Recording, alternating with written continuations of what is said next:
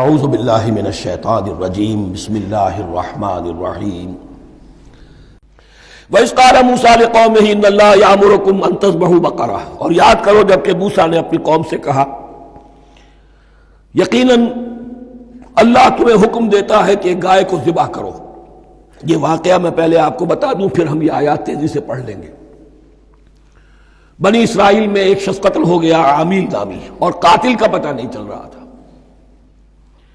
اللہ تعالیٰ نے حضرت موسیٰ کے ذریعے سے انہیں حکم دیا کہ ایک گائے کو ذبح کرو اور اس کے جسم کے ایک ٹکڑے سے اس مردے کو چھوؤ، وہ جی اٹھے گا اور وہ بتا دے گا میرا قاتل کون ہے۔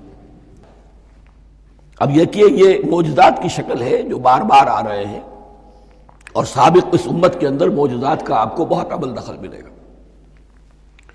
اس میں ایک تو یہ کہ گائے کو ذبح کرنا، وہ گائے کے تقدس کا جو ان کے دل میں ذہن میں تھا، تو ذبح کرنے سے اس کے اوپر بھی گویا کہ ایک تلوار چلائی گئی، اور پھر انہیں دکھا بھی دیا گیا کہ ایک آدمی زندہ بھی ہو سکتا ہے، باعث بعد الموت کا بھی ایک نقشہ دکھا دیا گیا انہیں۔ لیکن انہیں جب یہ حکم ملا اور ان کے دلوں کے اندر وہ بچڑے کی اور گائے کی تقدیس جو ہے وہ پلی ہوئی تھی، اب انہوں نے سوال کر کے کسی طریقے سے بچنے کے لیے مین میخ نکالی، کیسی گائے ہو، کیا رنگ ہو، کس طرح کی ہو، کس عمر کی ہو۔ بالآخر یہ کہ جب ہر طرف سے گھیراؤ ان کا ہو گیا اور سب چیزیں جو ہیں ان کے سامنے واضح کر دی گئیں، تب انہوں نے یوں سمجھیے چاروں ناچار بادل ناخواستہ اس حکم پر عمل کیا۔ بس اب ترجمہ کر لیجئے۔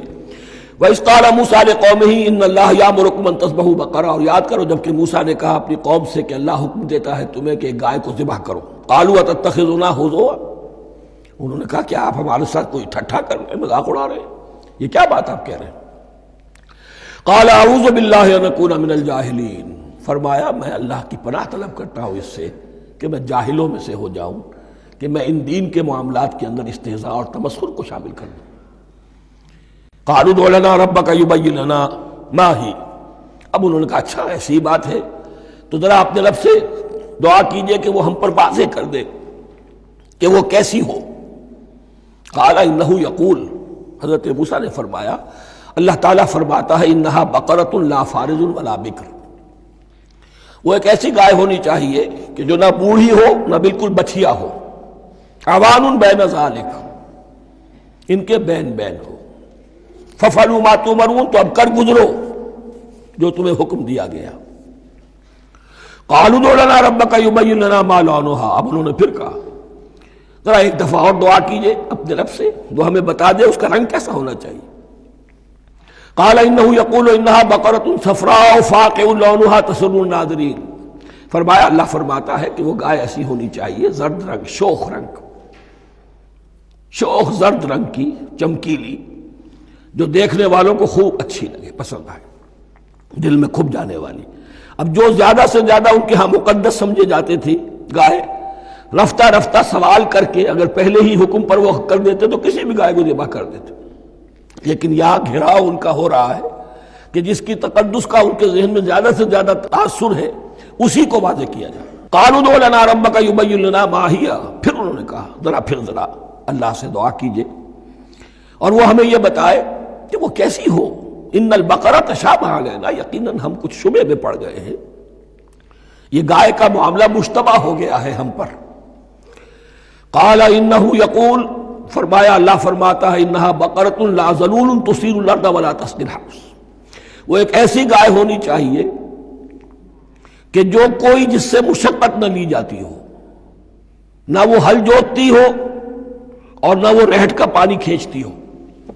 تسیر الارض، نہ تو وہ زمین کو جوتنے میں، ہل چلانے میں کام نہیں لی جائے، ولا تسقی الحرث، اور نہ کھیتی کو پانی پلانے کے لیے وہ پانی کھینچنے میں استعمال کیا جائے۔ مسلمتن، اور پوری سالم ہونی چاہیے، یک رنگ، لا شیۃ فیہا، اس میں کسی دوسرے رنگ کا کوئی داغ تک نہ ہو۔ اب کیا کرتے، گھیراؤ میں آ گئے۔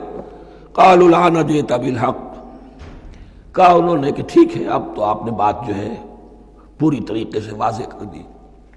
فَذَبَحُوهَا وَمَا كَادُوا يَفْعَلُونَ، تب انہوں نے اس کو ذبح کیا اور وہ کرنے والے نہیں تھے، دل میں نہیں تھا، بادل ناخواستہ۔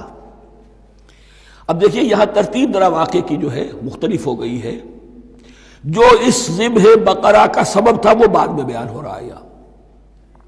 تورات میں چونکہ واقعات کو اس طریقے سے بیان کیا ہے لہذا وہاں ترتیب دوسری ہے۔ وَإِذْ قَتَلْتُمْ نَفْسًا فَادَّارَأْتُمْ فِيهَا، اور یاد کرو جب کہ تم نے ایک جان کو قتل کیا تھا اور اس کا الزام تم ایک دوسرے پر لگا رہے تھے، یعنی کسی کا پتہ نہیں چل رہا تھا قاتل کون ہے۔ وَاللَّهُ مُخْرِجٌ مَا كُنتُمْ تَكْتُمُونَ، اور اللہ تعالیٰ فیصلہ کر چکا تھا کہ جو کچھ تم چھپا رہے ہو اسے نکال کر رہے گا، واضح کرے گا۔ فَقُلْ اضْرِبُوهُ بِبَعْضِهَا، تو ہم نے حکم دیا کہ اس کی لاش کو اس گائے کے ایک ٹکڑے سے، اس کے جسم کے ایک حصے سے ضرب لگاؤ۔ كَذَلِكَ يُحْيِي اللَّهُ الْمَوْتَى، اور دیکھو اس طریقے سے اللہ مردوں کو زندہ کر دے گا۔ تھوڑی دیر کے لیے وہ زندہ ہوا اور اس نے اپنے قاتل کا نام بتا دیا۔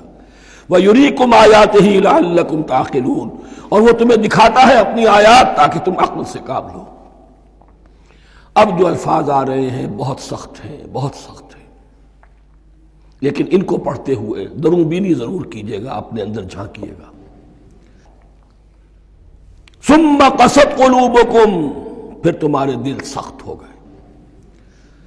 جب دین میں ہیلے بہانے نکالے جانے لگے اور ہیلوں بہانوں کے ذریعے سے شریعت کے احکام سے بچا جائے، اللہ کو دھوکہ دینے کی کوشش کی جائے، اس کا جو نتیجہ نکلتا ہے وہ دل کی سختی۔ ثم قست قلوبکم، پھر تمہارے دل سخت ہو گئے۔ فہی کالحجارۃ او اشد قسوہ، تو وہ تو اب پتھروں کے مانند ہیں بلکہ سختی میں ان سے بھی زیادہ شدید ہے۔ یہ ویسے بھی فصاحت اور بلاغت کا بھی بڑا ایک عمدہ مقام ہے قرآن کا۔ وَإِنَّ مِنَ الْحِجَارَةِ لَمَا يَتَفَجَّرُ مِنْهُ الْأَنْهَارُ، پتھروں میں سے تو ایسے بھی ہوتے ہیں جن میں سے چشمے پھوٹ بہتے ہیں۔ وَإِنَّ مِنْهَا لَمَا يَشَقَّقُ فَيَخْرُجُ مِنْهُ الْمَاءُ، اور ایسے بھی ہیں جو شق ہو جاتے ہیں، پتھر چٹانیں، ان میں سے پانی برآمد ہو جاتا ہے۔ وَإِنَّ مِنْهَا لَمَا يَهْبِطُ مِنْ خَشْيَةِ اللَّهِ، اور ان میں وہ بھی ہوتے ہیں جو اللہ کے خوف سے گر پڑتے ہیں۔ وَمَا اللَّهُ بِغَافِلٍ عَمَّا تَعْمَلُونَ، اور اللہ تعالیٰ غافل نہیں ہے اس سے کہ جو تم کر رہے ہو۔ یہ کیفیت جو ہے ثم قست قلوبکم فہی کالحجارۃ او اشد قسوہ، ہے کون؟ یا بنی اسرائیل اذکروا نعمتی التی انعمت علیکم وانی فضلتکم علی العالمین، جن پر 1400 برس ایسے گزرے کہ کوئی لمحہ ایسا نہ تھا کہ نبی موجود نہ ہو، جنہیں 3 کتابیں دی گئیں۔ لیکن یہ کہ اپنی بدعملی، عقائد میں بھی مین بیخ کر کے اپنے آپ کو بچانے کے راستے نکال لینا، اعمال میں بھی ہیلوں کے ذریعے سے، کتاب الحیل کے ذریعے سے اپنے آپ کو ذمہ داریوں سے مبرہ کر لینا، اس کا نتیجہ پھر یہ نکلتا ہے۔ اللہ تعالیٰ مجھے اور آپ کو اس انجام بد سے بچائے۔ صدق اللہ العظیم۔